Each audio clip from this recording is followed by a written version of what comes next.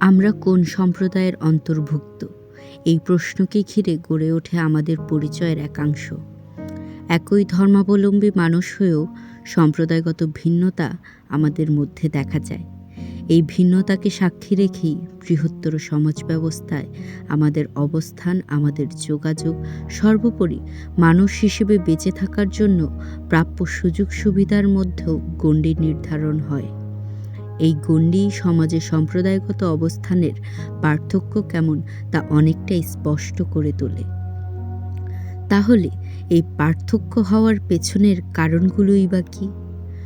যদি বহু আগে থেকেই উঁচু নিচু অট্টালিকায় থাকা মানুষের জীবনের বিপরীতে বেদে সম্প্রদায়ের কথাই বলি, যারা স্থায়ী ঘর বাড়িহীন যাযাবর সম্প্রদায় নামেই বেশি পরিচিত।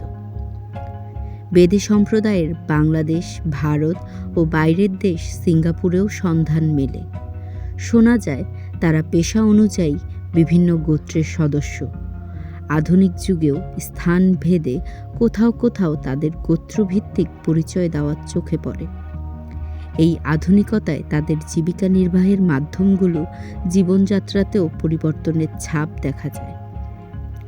তবে আধুনিকতার উৎকর্ষের চলমান যাত্রা তাদের জীবন ব্যবস্থার মন্থর চাকায় কতটা গতি বাড়ালো তা জানতে আমরা চলে গেলাম ঢাকা থেকে ৯৭ কিলোমিটার দূরে অবস্থিত কুমিল্লা জেলার প্রশাসনিক এলাকা চান্দিনা উপজেলায়। জানতে পারি কুমিল্লার চান্দিনায় প্রান্তিক অঞ্চলেই তাদের বসতি। এই বেদে পরিচয়কে ঘিরে তাদের দুইটি আলাদা প্রচ্ছদের জীবন। একদিকে সম্প্রদায়গত পরিচয়, তো অন্যদিকে আধুনিক জীবন। কিছুকাল পেছনে ফিরে দেখলে তাদের মতে এই সম্প্রদায়ের বিস্তৃতি এই এশিয়া মহাদেশকে ঘিরেই। তো আমাদের পূর্বপুরুষটা ছিল বেদে সম্প্রদায়, যাকে বেদে সম্প্রদায় বলা হয়। বেদে সম্প্রদায় ছিল আমাদের পূর্বপুরুষ। তো বেদে সম্প্রদায়ের অর্থ হলো যাকে যাযাবর বলা হয়। বেদে সম্প্রদায়ের অপর নাম হলো যাযাবর, যাদের বাড়িঘর নাই, তবে এরা সৌদি আরবে ছিল আর পাকিস্তানের খাইবার পর গিরানে ছিল। তবে এরা কী করতো, জায়গা জায়গাতে তাম্বু করে এরা বসবাস করত। আজকে তারা অন্ধকার জগতে ছিল, লেখাপড়ার শিক্ষার আলোটা কম ছিল তাদের মাঝে। তবে মহান আল্লাহ পাক রব্বুল আলামিনের কৃপায় কিছু কিছু কর্ম করে ওরা শ্রম দিয়ে যার যার জায়গাতে বাড়ি করছে, বিভিন্ন বাংলাদেশের প্রান্তে, ভারতে বিভিন্ন ডিস্ট্রিক্টে, বিভিন্ন রাষ্ট্রে বাড়ি করে ওরা এখন স্থানীয় হয়ে গেছে। স্থানীয় হয়ে ওরা শিক্ষার আলো করছে, করে বাচ্চারা এখন মানে শিক্ষাতে আছে, চাকরিজীবী আছে, ব্যবসায়িক আছে, বিজনেসম্যান আছে, বাইরে আছে। তবু আমাদের পূর্বপুরুষের যেটা ঐতিহ্যটা, ওটা আমাকে ধরে রাখতে হচ্ছে মানে যে আমাদের পূর্বপুরুষ যে শিঙা লাগায়, তো এখনও শিঙা মহিলারা লাগায়।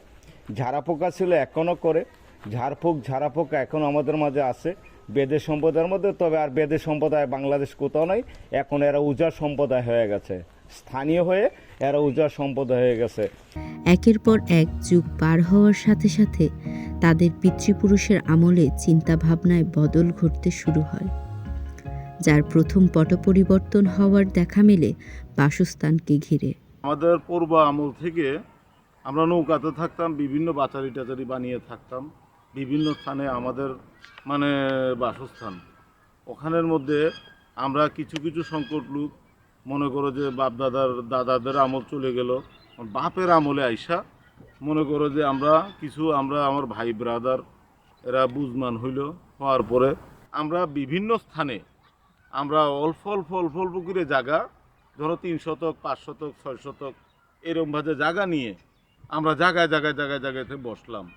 কিছু কিছু লোক বিভিন্ন স্থানে থাকে, সবাইকে গুছিয়ে নিয়ে আইসা 3 শতক 4 শতক 5 শতক করে জায়গা, যার যেরকম তফিক আন্দাজে জায়গা বাসা কিনে নিয়েই সাইটে জায়গা বাসা আমরা করে দিলাম। পূর্বের নৌকার ভাসমান বা নানা জায়গায় তাঁবুর জীবন ছেড়ে তারা কখনো কায়িক শ্রম করে, কখনো নিজেদের গচ্ছিত অস্থায়ী পুঁজিকে সম্বল করেই স্থায়ীভাবে বসবাস করা শুরু করে। এভাবে একের পর এক বেদে পরিবারগুলোর এই অঞ্চলে বসবাসের সুযোগ হয়। তবে এই অঞ্চল স্থায়ী হওয়া কিংবা পেশার পরিবর্তন হলেও নিজেদের পেশা জীবনযাপনের কারণে অন্য সম্প্রদায়ের মানুষদের দ্বারা নানাভাবে হীনমন্যতার শিকার হন। বোঝা যায় এগুলোই তাদের সুযোগ সুবিধা পাওয়ার, চলাফেরার গণ্ডিকেও নির্ধারণ করে দিচ্ছে। ফলে এই পেশা পরিচয়কে কেন্দ্র করে নানা ধরনের সমস্যার সম্মুখীন হন তারা। আমি লিডার হয়ে আমি আজ পর্যন্ত কোনো দিন আমি এই যে এদেরকে ট্রান্সফারের জন্য যেখানেই গেছি এই উল্টা পাল্টা 7-5 আমাদের কিছু লোকের জন্ম নিবন্ধন নাই, কিছু লোক এখনও পর্যন্ত ভোটার হই নাই। এই ভোটারের ব্যাপারটা নিয়ে আমরা মনে করেন যে বিভিন্ন থানে আমরা কমপ্লেন করছি। কমপ্লেন করার পরে মনে করেন এই কমপ্লেনটা আমরা কোনো সুরাহ পাই নাই। ওই উপর লেভেল থেকে বলে পারমিশন লাগবে, আমরা এইগুলি কোনোটাই বুঝি না। তাহলে আমরা সরকারের কাছে ভোট দিতেছি, সব কিছু করতেছি, তাহলে আমার ছেলে সন্তান জন্ম নিবন্ধন কেন পাবে না? আমরা তো বাংলাদেশের নাগরিক, এখানে যদি ভোটার আইডি কার্ড না থাকে অন্য স্থানে তো আইডি কার্ড আমাদের আছে, তাই না? তাহলে আমরা এটা আমাদের পোলাপান জন্ম নিবন্ধন এই থানের পাবে না? তাহলে কোনোটা থেকেই আমরা পাইতেছি না। এই বিভিন্ন রকমের উজুহার মধ্যে আমরা পড়ে রয়েছি, কিন্তু আজ পর্যন্ত আমাদের শিক্ষামূলক যে কোনো একটা প্রতিষ্ঠান আমাদের এখানে দিবে, আমরা এই প্রসেসিং আজও পর্যন্ত পাই নাই। তাছাড়া তাদের মধ্যে সম্প্রদায়গত সকল সমস্যা সমাধান সহ পুরো সম্প্রদায়কে পরিচালনা করেন সর্দার, যাকে সবাই মেনে চলেন। তাদের রয়েছে নিজস্ব ভাষা, সে ভাষা এখনও তাদের মধ্যে প্রচলিত। তবে আমাদের ভাষাতে বলা হয়, ভাত্রে বলা হলো বতুন, বাচ্চাকে মেয়েকে বলা হয় সানি, ছেলেকে বলা হয় নেমরা, এরপরে খানিরে বলা হয় দুইতেলেন। এরপরে মনে করেন যে একখান থেকে আরেক যাবেন গা, তারাস্ত যেতে হলে বলতে হবে যে চিটবিট করে ছিলেন চলেছিলেই। একটা লোকের সঙ্গে দেখা করতে গেলে বলতে হবে চিটবিট করে পাঙ্গা করি। যদি কোনো মেয়ে মানুষে বলতে হবে নিশ্চিত রাংলে না থু রাংলে লাংথকানা উতুবি উতুকানা লাউ কুরুঞ্জি ফামো ফাল থু রাংলে না ফুং রাংলে লাংথকানা আইজুবি উতুবি উতুকানা। মানে এর অর্থ হচ্ছে যে একটা মেয়ে মানুষে তাকে একটা চেয়ার দেন, সম্মান করেন, আদর করেন। শিক্ষার আলোতে এসে তারা আর পিছিয়ে নেই। তারাও সন্তানদের পড়াশোনা করাচ্ছেন, পড়ালেখাকে গুরুত্ব দিচ্ছেন। পেশাগত জীবনে পূর্বে সাপ খেলা দেখানো, শিঙা দেওয়া, পোকা তোলা, বাত ব্যথার চিকিৎসা সহ সৌন্দর্যবর্ধক সামগ্রী বিক্রির পেশায় নিয়োজিত থাকলেও সময়ের পরিক্রমায় এর রদবদল ঘটে।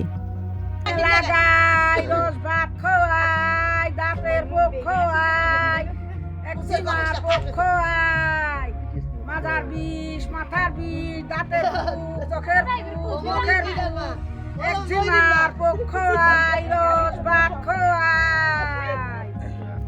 এখন নারী ও পুরুষ উভয়ই নতুন নানা পেশায় নিয়োজিত।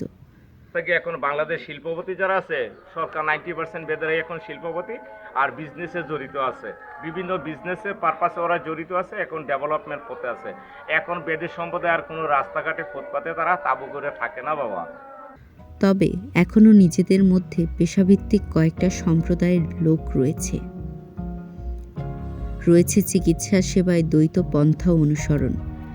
জানা যায় অসুখ নিরাময়ে নিজেদের নানা ধরনের চিকিৎসা সেবা কাজে না লাগলে তখন সরকারি চিকিৎসা সেবার শরণাপন্ন হন। আমরা ডাক্তার মেডিকেলে চান্দিনাতেই নিয়ে যাইতে হয়, আর গ্রাম্য কিছু চিকিৎসকরা আছে, ওদের দিয়ে ট্রিটমেন্ট করি। তিনিদায় যদি না হয় আমরা কুমিল্লাতে কুমিল্লা নয় ঢাকাতে পাঠিয়ে দেয়। এইভাবেই আমাদের চিকিৎসা বাণিজ্য চলে। তাদের অন্তর্গোত্র বিবাহ থেকে বেরিয়ে এসে বিবাহ রীতিতেও ঘটেছে পরিবর্তন। আমাদের বিয়ে ঢাকা কাবার হয়েছে, আপনাদের বিয়ে যেভাবে হয় আমাদের বিয়ে এইভাবেই হয়েছে, বুঝছেন? আমরা নামাজ পূজা করি, কুরবানি দেয় করি, অনুষ্ঠান করি, কাজে টাজে আইনে কলমা পড়ে, এইভাবে আমাদের বিয়ে শাদী হয়। তবে তাদের এই জীবনযাত্রার পরিবর্তনের নানা ক্ষেত্রে পেয়েছে সরকারি সহযোগিতা। তাদের জীবনযাত্রার মান উন্নয়নে এখনও নানা অজুহাতে সুযোগ সুবিধা থেকে বঞ্চিত বিধায় শিক্ষা, পেশা, অবকাঠামোগত সহ নানা ক্ষেত্রে তারা সরকারি সহযোগিতার দাবিদার।